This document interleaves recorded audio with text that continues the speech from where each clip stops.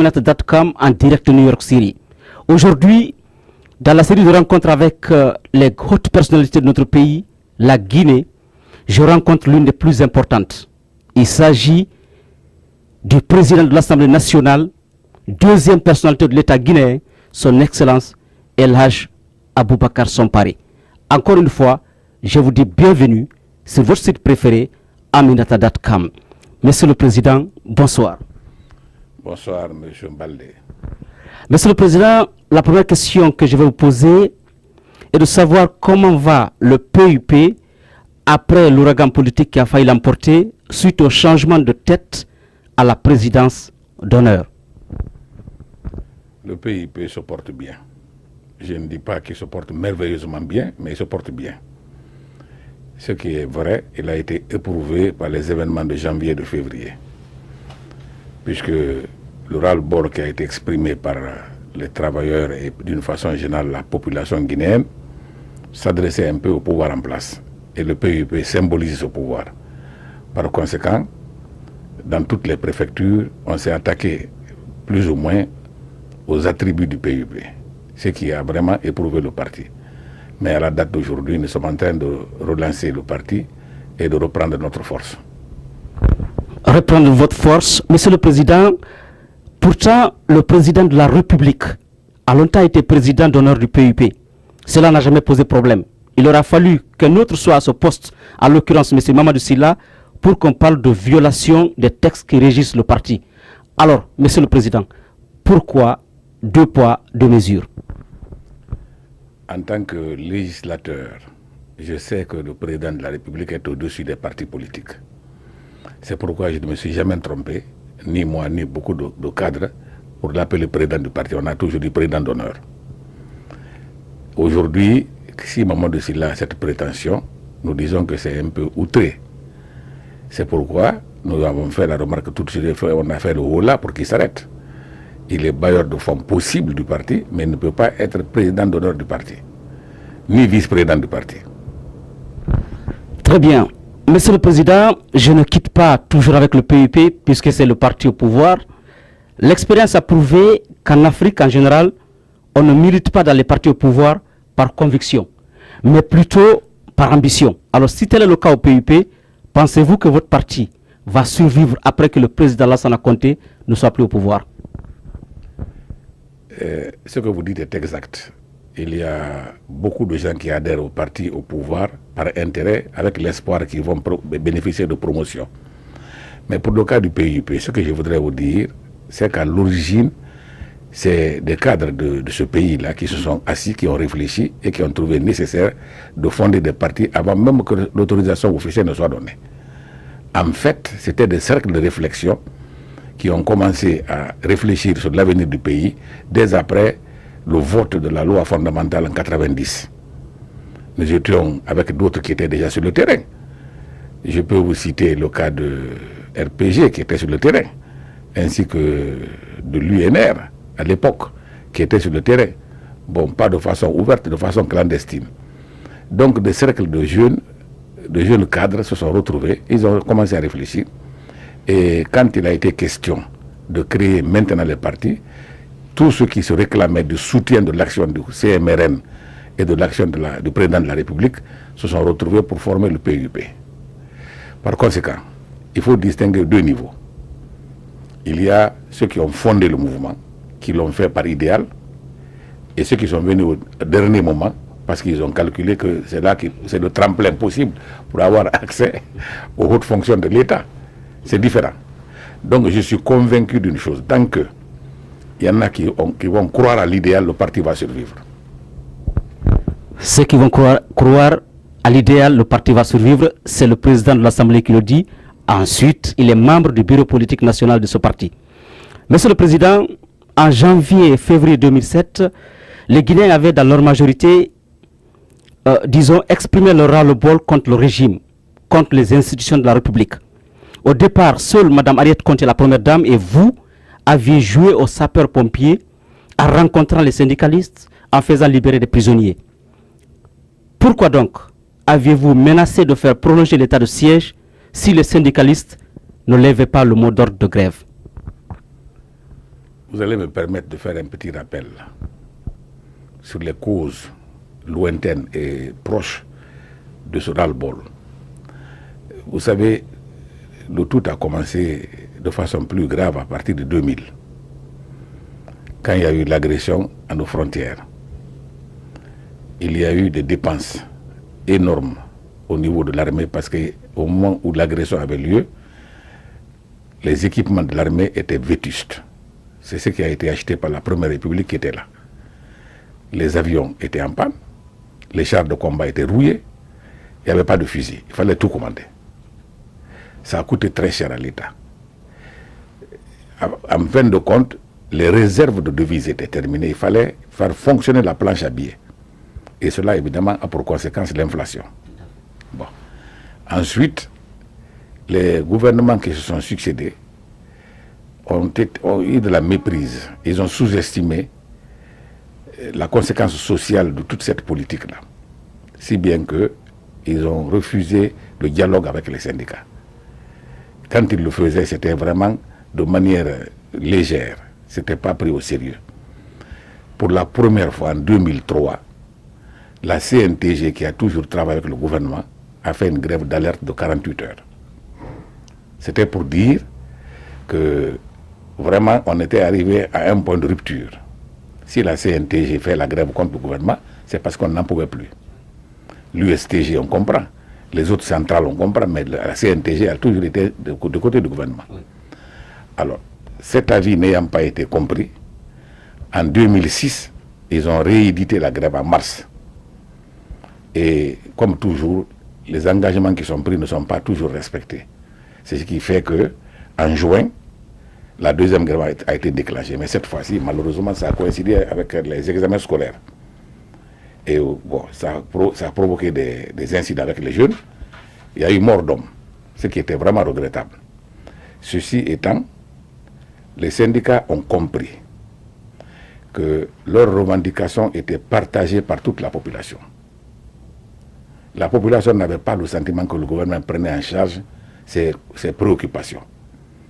Par conséquent, pour la première fois que les syndicats se sont exprimés face au gouvernement, dans le même sens de contestation, la population a suivi.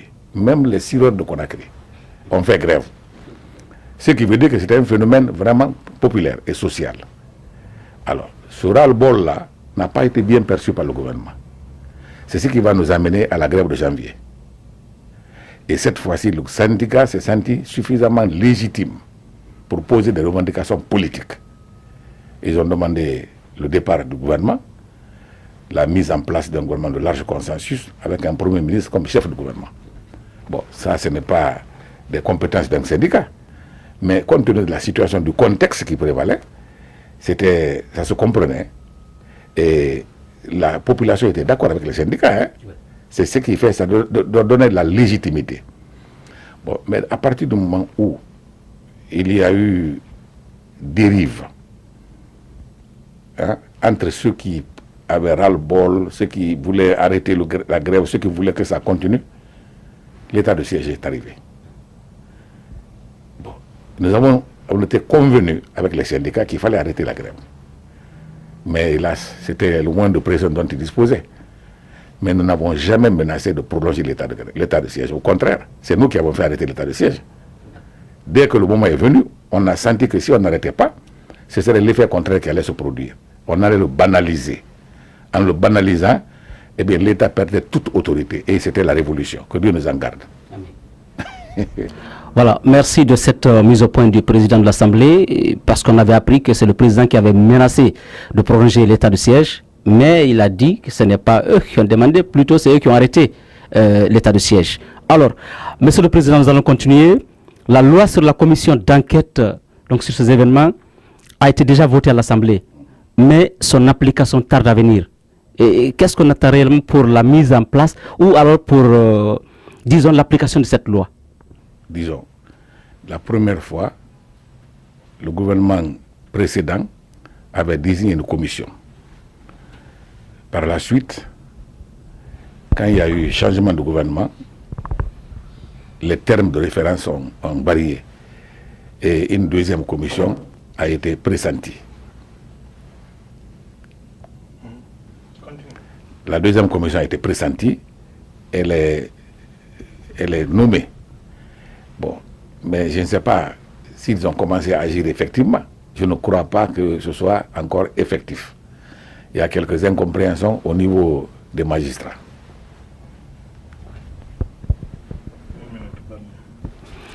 Voilà, Monsieur le Président, depuis février 2007, la Guinée a un gouvernement de consensus chargé de redresser la situation et d'organiser des élections crédibles. En tant qu'élu du peuple, deuxième personnalité de l'État, quel constat faites-vous du travail de cette équipe après 9 mois d'exercice, surtout que l'Assemblée, comme vous le savez, n'a pas que pour rôle de légiférer, mais elle est aussi chargée de contrôler l'action du gouvernement. De son mieux. Mais la tâche à accomplir est énorme. Et je crois que quelque part, ils ont sous-estimé. Maintenant, on se rend compte à l'évidence qu'il y a plus de choses à faire que ce qui était prévu.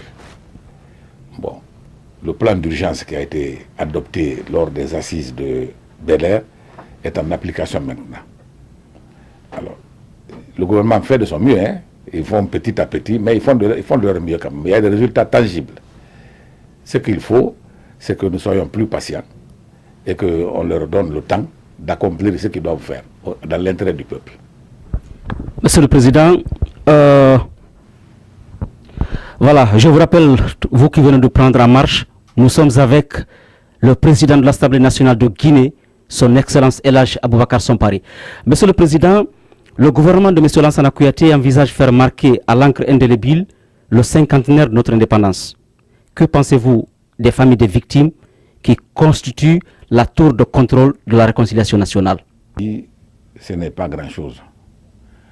Mais pour l'histoire récente de l'Afrique, c'est significatif. Ça fait un demi-siècle. Par conséquent, c'est une occasion de faire un arrêt pour faire une rétrospective objective sur notre passé récent afin de projeter mieux dans l'avenir notre futur. À cette occasion, il est indispensable, à mon point de vue, de procéder à un débat entre tous les ressortissants guinéens, de l'intérieur comme de l'extérieur, afin qu'on exorcise ce mal que constituent les effets de la révolution. Aujourd'hui, nous avons des cris qui s'élèvent à partir des enfants des victimes de Kambouaro. C'est normal qu'on les écoute, c'est normal qu'eux, ils pardonnent et que tous, nous puissions aller la main dans la main pour construire notre avenir commun. Je pense que c'est indispensable de procéder à une réconciliation, mais qui se ferait à travers un débat contradictoire, pour que chacun sache qui a fait quoi. Je dis que personne n'a démérité. Les leaders comme Barry Diawando, comme Barry Troa, ont fait de leur mieux. Ils ont choisi le mot d'ordre de l'indépendance en 1958, le PRA, le Parti de regroupement africain, qui comprenait la fusion de la SFIO de Barry Troa et du BAG de Barry Diawando, avait voté pour le mot d'ordre de l'indépendance. Le PDG-RDA, n'en parlons pas. En 1958, les colons ont essayé de nous divertir. Tous, de façon unanime, ont accepté de voter l'indépendance et au lendemain, ils se sont sabordés pour rejoindre le PDG-RDA afin que l'unité d'action ne soit pas perturbée face à l'enjeu international. Moi, je crois que cela, on doit le savoir, on doit le dire et rendre hommage à qui on doit rendre hommage. C'est certain que la figure de proue dans ce mouvement-là, c'est le président Ahmed Sékou Touré, qui a fait le premier geste, le premier mouvement, et qui avait le parti dominant. Donc il faut rendre hommage à chacun pour que la réconciliation soit effective et que la nation guinéenne parte sur une de nouvelles bases. Nous avons un grand pays, une grande nation, nous avons une grande histoire. Nous n'aurons jamais raison de reculer et de nous laisser distraire par les contingences de l'histoire. Le gouvernement affirme que le gouvernement rencontre assez d'obstacles par les agissements de l'entourage du président Lansana Conté. Êtes-vous au courant de ce blocage? Si oui, que faites-vous pour améliorer la situation? Africain, et d'ailleurs d'une façon générale en politique, il y a toujours des forces positives et des forces négatives. Hein. Vous avez des gens qui agissent selon leurs intérêts. autour du président. Il y en a qui estiment que Lansana Kouyaté fait leur affaire. D'autres disent non. Ces gens-là sont en train de lutter autour du président. C'est vrai, c'est possible. Mais l'essentiel est que le président fait confiance à Lansana Kouyaté. Je crois que cela est un crédit qui est important, qu'il faut prendre en charge afin de pouvoir faire avancer les choses. C'est négative qui pourrait empêcher le gouvernement d'aller de l'avant. Pour le moment, je n'ai pas identifié de cas précis. Les gens, il y a des rumeurs. Mais quand je rencontre le chef de l'État, il est bien disposé à tout moment. Monsieur de haut rang que vous êtes, dauphin constitutionnel en cas de vacances du pouvoir, si demain, pour telle ou telle raison, le président Lansana Conté décide de se retirer avant l'échéance de 2010, serez-vous à mesure devant le gouvernement, devant l'armée, devant le peuple, devant l'histoire, de conduire une transition apaisée, d'organiser des élections crédibles qui éviterait à notre pays ce que d'autres ont vécu? Personnel, ça procède de la constitution de notre pays qui prévoit, en cas de vacances de pouvoir, que la transition soit assurée par le président de l'Assemblée nationale. Bon, si Dieu fait que cela tombe sur moi, je le ferai, et de façon apaisée comme vous le souhaitez. Parce qu'il ne sert à rien aujourd'hui dans notre pays de créer une confrontation inutile. Moi, j'estime qu'il faut être à l'écoute de tout le monde, parce que chacun peut un peu, et chacun est préoccupé par le sort de notre pays commun. J'estime qu'il faut écouter chacun et faire participer chacun. Vous savez, quand on exclut quelqu'un, on le pousse à la révolte. Et la révolte, évidemment, c'est le désordre que ça crée dans le pays. Il faut donner à chacun la possibilité de s'exprimer sur la chose publique. Si chacun a la possibilité de s'exprimer, c'est une sorte d'exutoire qui nous permet d'éviter les affrontements inutiles.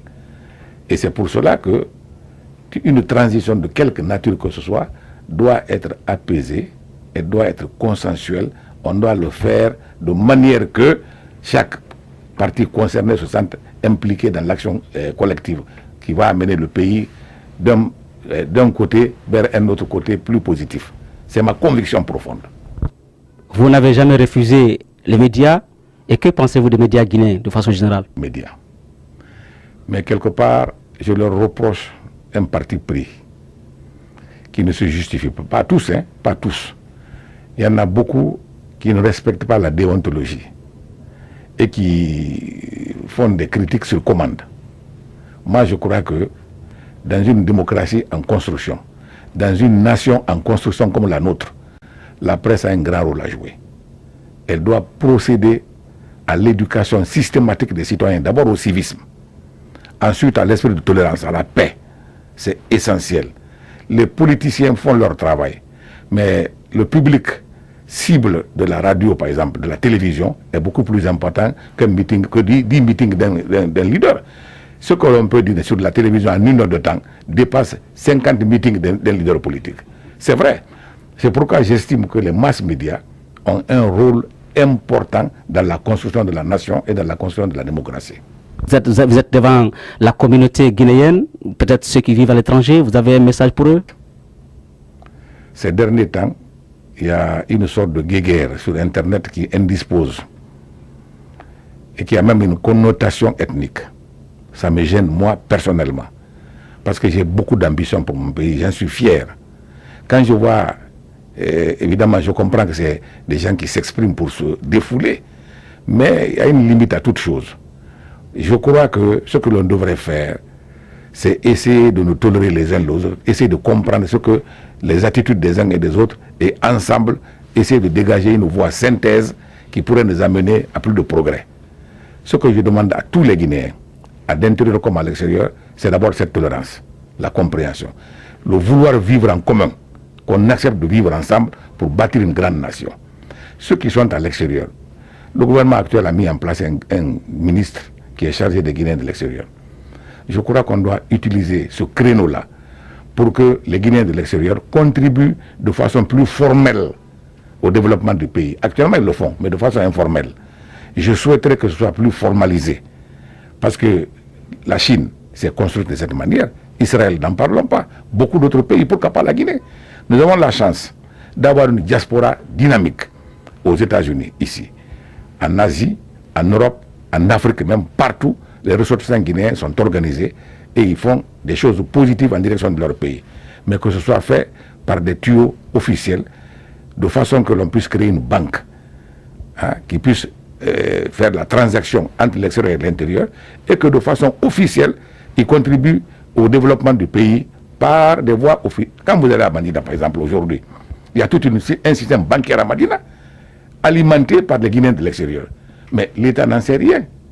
Pendant que nous sommes à la recherche de devises pour la Banque centrale, les Guinéens en disposent d'une quantité énorme à Madina. Si cela était formalisé, je crois que tout le monde en aurait profité. C'est vraiment cet appel que je lance à tous les Guinéens. Merci. C'était donc en direct de New York où nous avons rencontré le président de l'Assemblée nationale, son Excellence El Hadji Boubacar Sampare. Encore une fois, peut-être que nous avons raté à d'autres questions, mais puisque c'est un homme qui se prête toujours à la presse, nous l'aurons la prochaine fois. Au revoir. Comment